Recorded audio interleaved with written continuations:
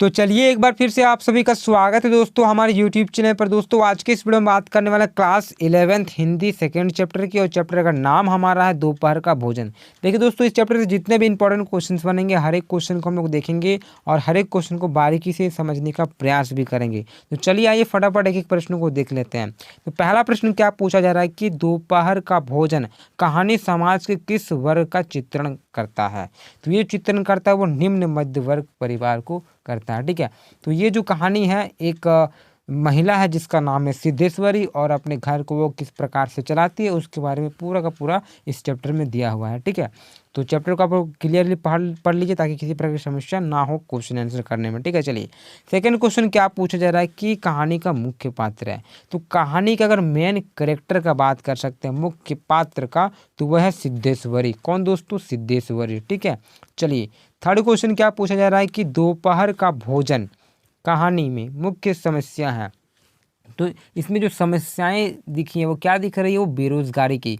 उनका जो बेटा है वो पढ़े लिखा है फिर भी वो बेरोजगार बैठा हुआ है। तो ये जो चैप्टर है इसमें मेनली बेरोजगारी को लेके दिखाया गया। ठीक है, ठीक है, तो करेक्ट आंसर आपका हो जाएगा बेरोजगारी। जो समस्या अगर बात कर सकते हैं, ठीक है, इसमें तो चैप्टर में दिखाया गया है अब एक महिला किस प्रकार से अपने घर को चलाती है, लेकिन जो यहाँ पे समस्या बात कर सकते हैं वो बेरोजगारी हो जाएगा।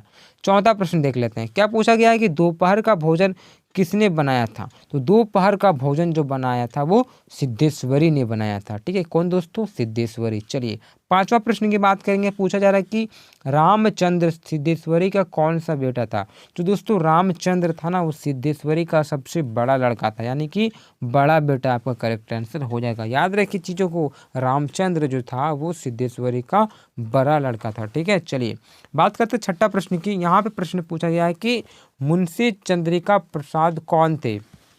तो आप सभी को याद होगा जो मुंशी चंद्रिका प्रसाद जो थे वो सिद्धेश्वरी का पति था। यहाँ पे टाइपिंग मिस्टेक हो गया, गलती से यहाँ पे आबिद लिखाया है। ठीक है, तो यहाँ पे आपको बताना है जो मुंशी चंद्रिका प्रसाद थे वो कौन थे? सिद्धेश्वरी के पति थे। ठीक है, सिद्धेश्वरी के हस्बैंड थे और रामचंद्र के पिता थे। ठीक है, इस बात को आप लोग ध्यान रखिए। चलिए अगला सातवां प्रश्न की बात कर सकते हैं। यहाँ पे प्रश्न पूछा गया है कि मोहन किस कक्षा में पढ़ता था।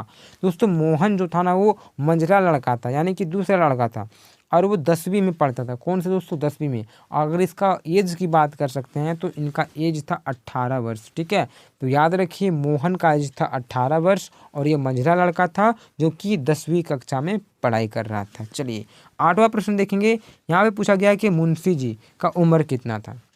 तो देखिए मुंशी जी का उम्र वही 50 से 55 वर्ष के आसपास था। ठीक है, मुंशी जी का जन्म वर्ष कितना हो रहा था आयु, तो 50 से 55 हम लोग बोल सकते हैं। और रामचंद्र का आयु कितना हो रहा था, तो रामचंद्र का आयु हो रहा था 21 वर्ष। ठीक है, याद रखिए जो मुंशी जी थे उनका 50 से 55, रामचंद्र जो कि बड़ा लड़का था उसका 21 वर्ष और मंझला लड़का का 18 वर्ष, और जो छोटा था वो मात्र 6 वर्ष का था। ठीक है, चलिए नौवां प्रश्न की बात करते हैं। प्रश्न पूछा गया है कि मुंशी जी ने खाने के बाद क्या मांगा।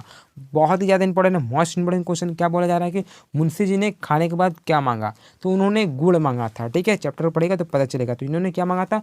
गुड़ मांगा था। चलिए आगे देखते हैं 10वां प्रश्न की। यहाँ पे प्रश्न पूछा जा रहा है कि दोपहर का भोजन पाठ के लेखक कौन है। मोस्ट इंपॉर्टेंट क्वेश्चन है दोस्तों। आप जो भी चैप्टर पढ़ें चैप्टर का लेखक के बारे में बहुत सारा डिटेल ले लें। ठीक है, क्योंकि वहाँ से 2 नंबर 1 नंबर क्वेश्चन आना तय है एकदम। ठीक है, 1 से 2 नंबर पूछ लिया जाएगा।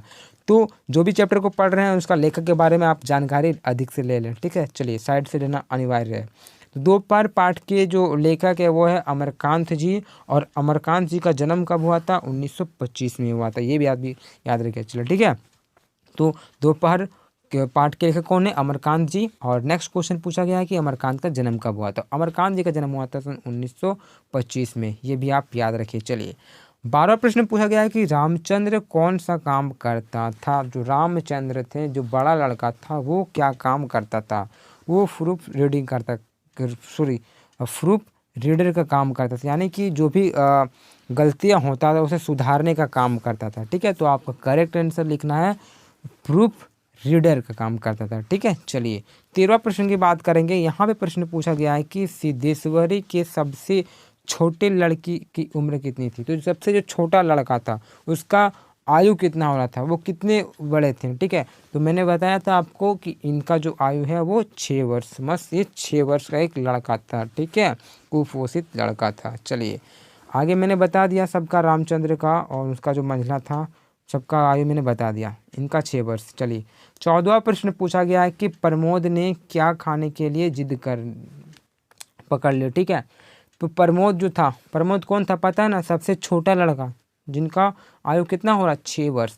तो ये रेवड़ी खाने के लिए जिद पकड़ रखी थी, ठीक है। तो करेक्ट आंसर आपको रेवड़ी याद रखना है। चीज़ों को लिख के रखिए, नोट करके रखिए, ताकि आपको किसी प्रकार की समस्या ना हो। और इसी प्रकार से इंपॉर्टेंट क्वेश्चन पाने के लिए चैनल को सब्सक्राइब करें, चैनल से जुड़े रहें। आपको हर एक चैप्टर का वीडियो मेरे चैनल के माध्यम से उपलब्ध करवाया जाएगा, ठीक है। चलिए 15वां प्रश्न की बात करेंगे। यहाँ पे प्रश्न पूछा गया कि सिद्धेश्वरी किसको बहुत होशियार बताती है।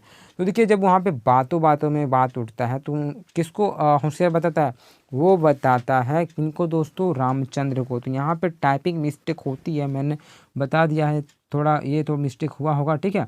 तो आपको बताना है रामचंद्र को, जो कि बड़े लड़के थे, ठीक है, रामचंद्र। तो आपको यहाँ पे लिख देना है रामचंद्र, ठीक है दोस्तों। चलिए बात करेंगे हम लोग अगला 16वां प्रश्न की। तो यहाँ पे प्रश्न पूछा गया है कि विभाग के क्लर्की से, ठीक है, किनकी छटनी हुई। तो छटनी जो हुई थी वो मुंशी चंद्रिका प्रसाद जी की। तो करेक्ट आंसर आपका मुंशी चंद्रिका प्रसाद हो जाएगा। आज का आखिरी प्रश्न और 17वां नंबर प्रश्न, क्या प्रश्न पूछा जा रहा है कि सिद्धेश्वरी हाय राम कहकर जमीन पर क्यों लेट गई, जो कि बहुत ही ज़्यादा इंपॉर्टेंट क्वेश्चन है दोस्तों। सिद्धेश्वरी जो हाय राम करके लेट गई, वो क्यों लेटी, क्योंकि वो खाली पेट पानी पी ली थी, उसी कारण से, ठीक है। तो खाली पेट पानी कलेजे में जाने के कारण से वो बोली, वो तो खाली पेट ही पानी पी ली थी। तो ये रहे कुछ इंपॉर्टेंट क्वेश्चन चैप्टर नंबर 2 का। चैप्टर 1 का मैंने वीडियो बना दिया, अगर आप सभी ने उसे नहीं देखा तो आप जाके चैनल पे देख सकते हो, ठीक है। लिंक डिस्क्रिप्शन में डाल दूँ, वहाँ से आप देख सकते हो। और इसी प्रकार से अच्छे अच्छे वीडियो पाने के लिए चैनल को सब्सक्राइब कर लें, और वीडियो अच्छा लगा तो अपने मित्रों के साथ शेयर करें, एक प्यारा सा लाइक दे दें, प्यारा सा कमेंट दे दें। चलिए दोस्तों इसी प्रकार हम नेक्स्ट वीडियो में मिलते हैं। जय हिंद, जय भारत।